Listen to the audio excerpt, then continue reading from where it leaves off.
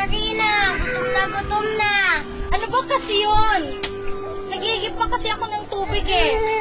Pwede bang timplan mo muna ng simbog si Sarina? Pero Nay, wala na rin po tayong asukal.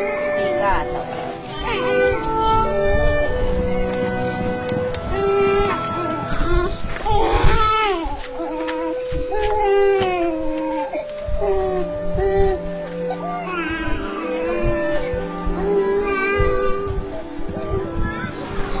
Ang hirap maging isang bakwit. Wala kang kabuhayan. Walang supply. Wala kang kakainin. Nagkakasakit na ang mga bata.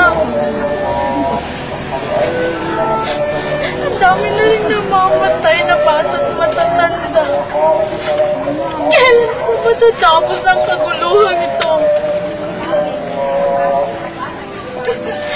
Anong nag-iinay na kinabukasan para sa mga anak ko?